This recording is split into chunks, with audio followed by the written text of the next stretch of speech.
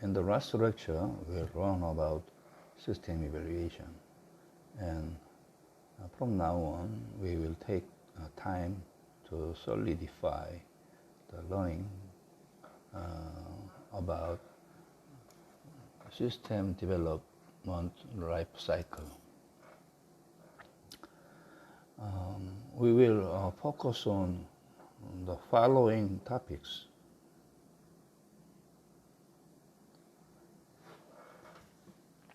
Explain how the SDLC serves as a framework for system development. And we describe the fundamental phase that compose of SDLC. Each of the phases include a set of steps. The methodology will vary depending on whether the emphasis is on business processes or on the data that supports the business.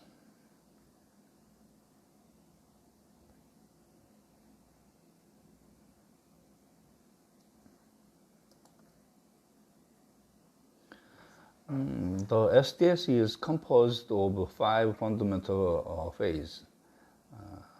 Planning phase, analysis phase, design phase, implementation phase, and maintenance, security and support phase. Each of phases include a set of steps which rely on techniques that produce specific documents files that provide understanding about the project.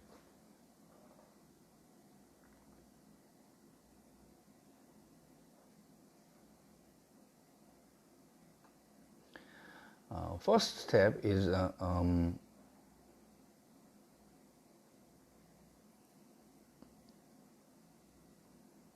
system planning steps.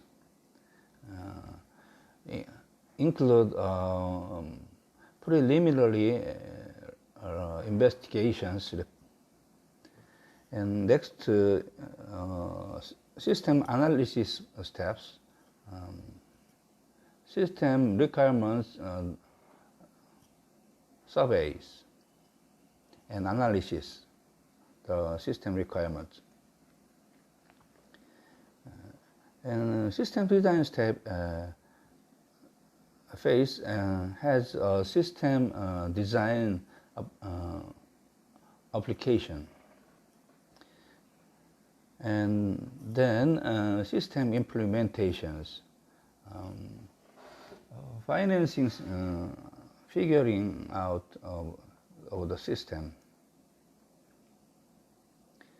And last phase is system security and support, fully operational system.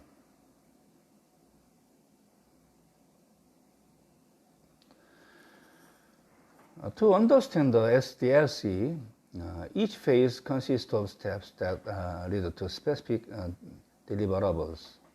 The system evolves through gradual refinement. SDLC is the lifetime of software covering software planning, development decision, development process, maintenance, and disposal.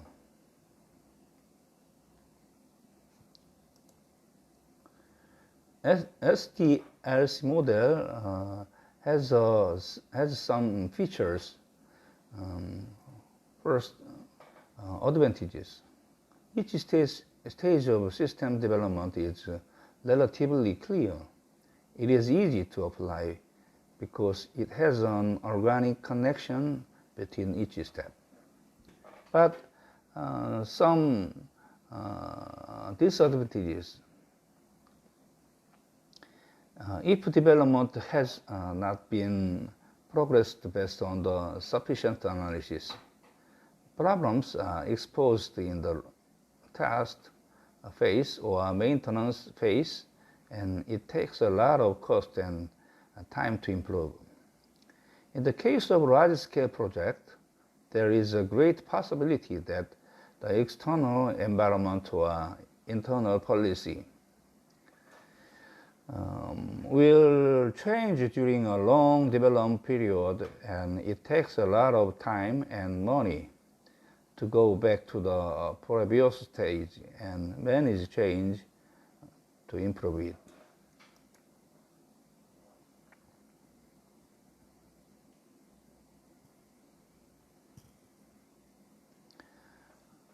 SDLC model has the cost of software development that takes 40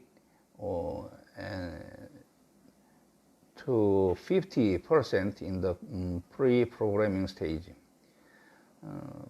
SDLC model is difficult to expect good quality with a systematic analysis of requirements and design and software development. If an error occurs during the maintenance phase, there is a higher additional cost.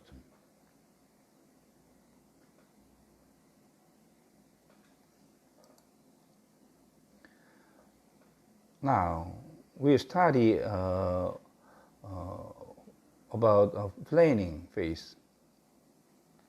This phase is the fundamental process of understanding why an information system should be built. The planning phase will also determine how the project team will go about building the information system. An organization's total information system needs identified, analyzed, prioritized, and arranged. The planning phase is composed of two planning steps. First step is a project initiation step, and the second step is a project management step. Project initiation step is the step during project initiation the system's business value to organizations is identified. How will it lower costs or increase revenues? And project management step, during project management, the project manager creates a work plan, steps the project, and puts techniques in place to help the project team control and direct the project through the entire SDLC.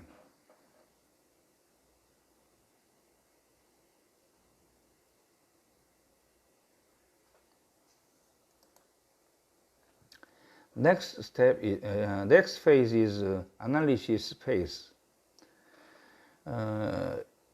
This phase answers the questions of who will use the system, what the system will do, and where and when it will be used. During this phase, the project team investigates any current systems, identifies improvement opportunities, and develops as a concept for the new system. This phase is composed of three analysis steps. Analysis strategy step, requirements gathering step, system proposal step.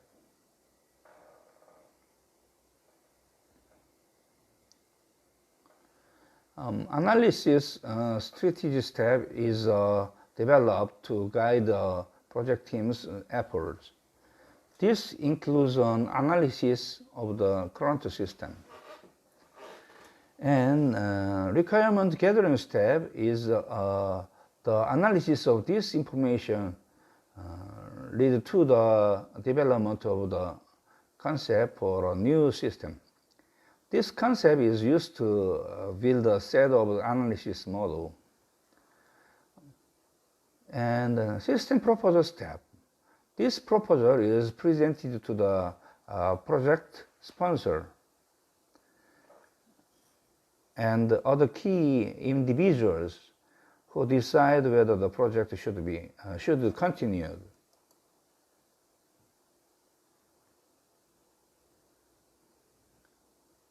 The system proposal or requirements analysis report is the initial deliverable that describe what business requirements the new system should meet.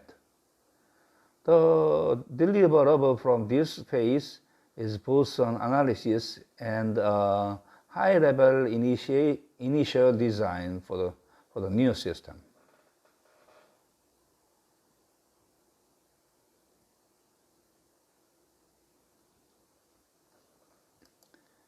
Next phase is design phase.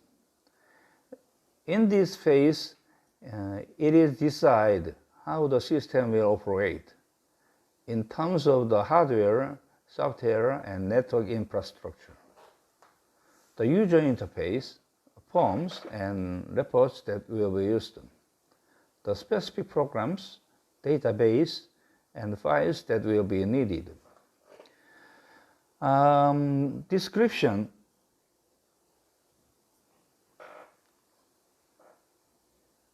of recommended solution is converted into logical, then physical system specifications. This phase is composed of 5 design steps: design strategy step, architecture design step, database specification steps, file specification steps, and program design steps. Design strategy steps clarifies whether the system will be developed by the company or outside the company. And then architecture design step describes the hardware, software, and network infrastructure that will be used. Database and file specification step is documents define what and where the data will be stored. Finally, program design step defines what programs need to be written and what they will do.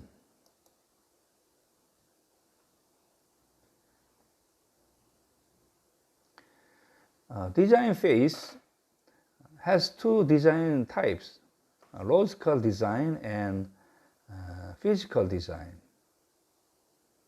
Logical design focuses on process view. Physical design focuses on data view. Logical designs use the tool for UML diagrams. Physical design use two tools, ERD diagrams.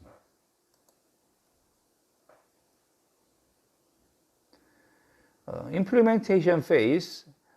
During this phase, the system is either developed or purchased in the case of packaged software. The information system is coded, tested, installed, and supported in the organizations. This phase is usually the longest and the most expensive part of the process. This phase has 3 steps: system construction step, installation step, support plan steps.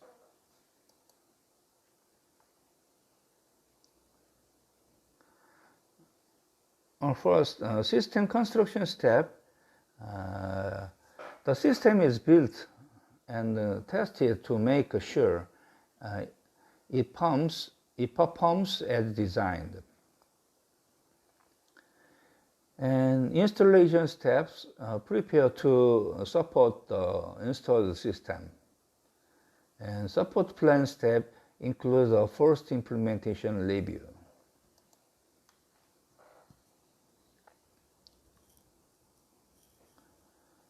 Last phase is maintenance phase.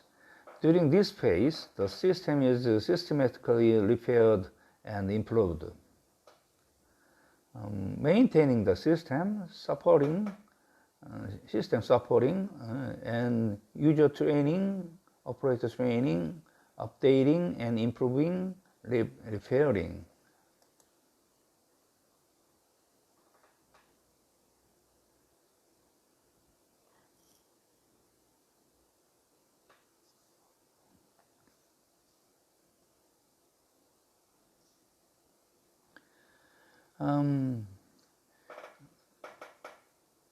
Now we will learn about system development methodology.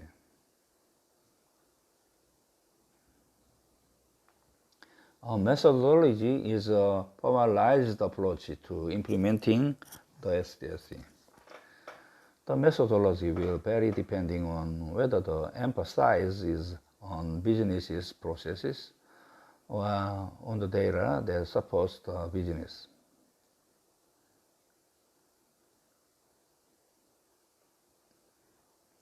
This methodology is composed of three types: process-centered, data-centered, object-oriented.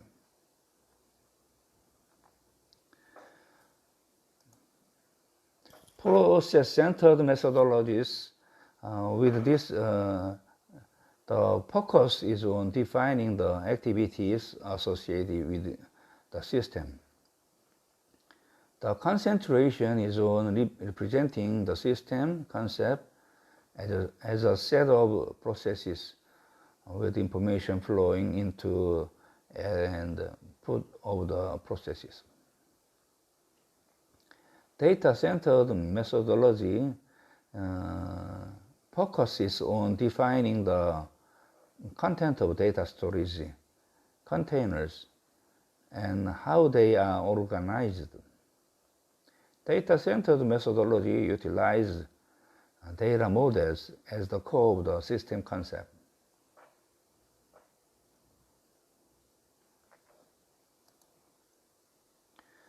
Object-oriented methodology attempts to balance the focus between process and data. The UML, Unified Modeling Language, is used to describe the system concepts as a collection of objects incorporating both data and processes.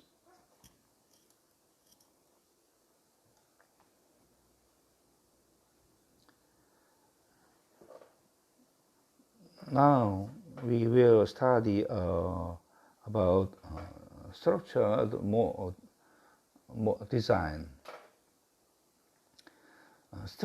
Structures design methodology adopt a formal step-by-step approach to the SDLC that moves logically from one phase to the next. This design methodology introduces the use of formal modeling or diagramming techniques to describe a system's basic business processes, and follows a basic approach of two structured design categories: waterfall development or waterfall modeling, parallel development. First, waterfall model. With waterfall development-based methodology, the analysts and users proceed sequentially from one phase to the next. Planning phase completed, has done. Next step, analysis step.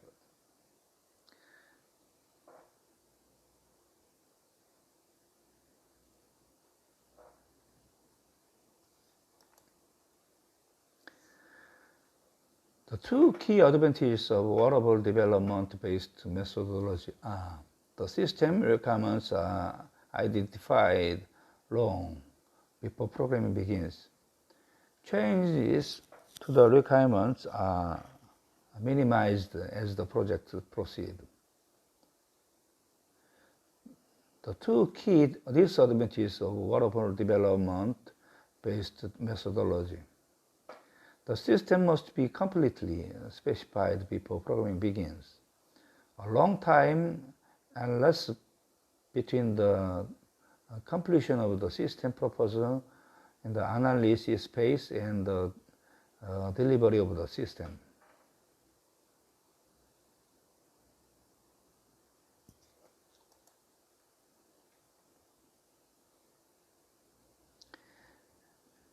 And next, analysis phase, defining what feature the system should have, define tasks to be included in system scope. The approach focuses on what to handle rather than on how to handle it. Design phase.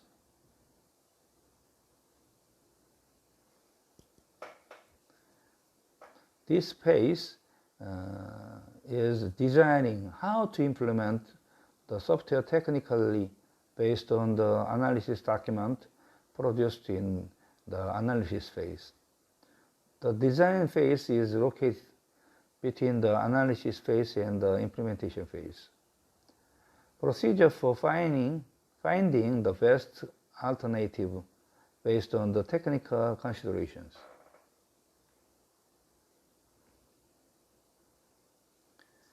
Implementation phase, steps to write your own program based on design document. Typically, a lot of time and manpower is spent at this stage.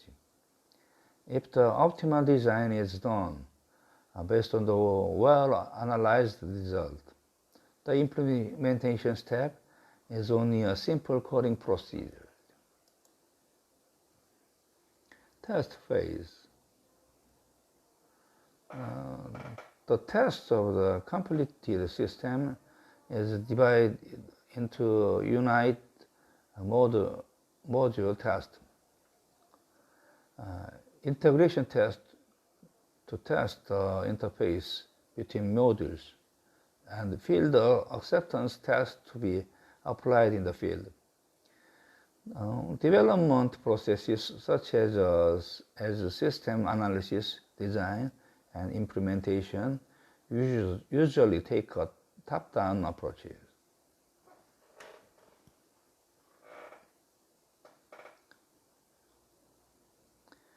Maintenance phase, steps to improve the function by compensating for problems that occur while operating the system in the actual field.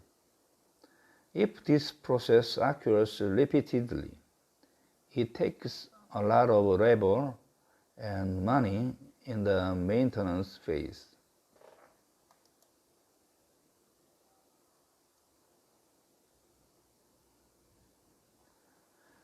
Advantages. As a classical methodology, there are many applications. It is easy to understand the whole process. Quick and easy understanding of current step. Easy to manage and apply documents and products. It is each stage of system development is relatively clear. It is easy to apply because it has an organic connection between each step. Currently, most development projects are based on the SDLC model. But waterfall model has some advantages, some disadvantages. It cannot work in parallel.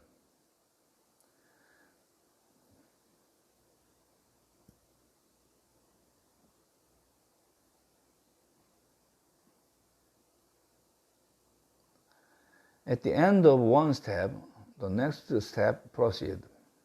So I can even think about the simultaneous steps. Second disadvantage, iterative steps for feedback are difficult. When one step is finished, it is not easy to return to the previous step.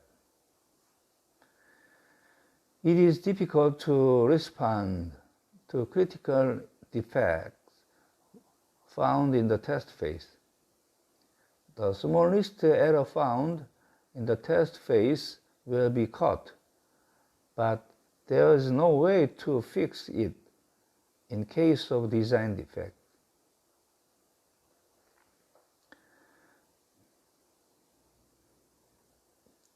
Difficult reflection of customer requirements is difficult. It is difficult to contain the detailed requirements of the customer because the customer needs to be checked at the test stage. If development has not been progressed based on the sufficient analysis, problems are exposed in the test or maintenance phase, and it is highly likely to take a lot of time and cost to improve.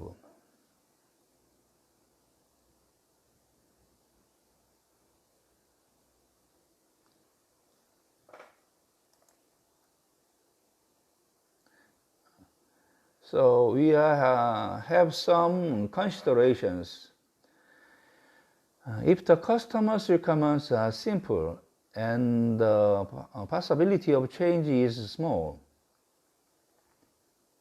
if the requirements are clear and the possibility of change is small, there is no unplanned redesign to change the requirements. Whether the size and difficulty of the project are high. If the size of the project is small and the difficulty is low, the probability of mistakes at each stage is low. Recognition of the project in a field that the project coordinator has experienced. If the project coordinator has a lot of experience, it is possible to prevent errors that occurs at each stage by experience. After the end of each step, if the output and the result to come out are clear, if the output and the result after each step are clear, you are confident about the end of the steps and you can proceed to next step.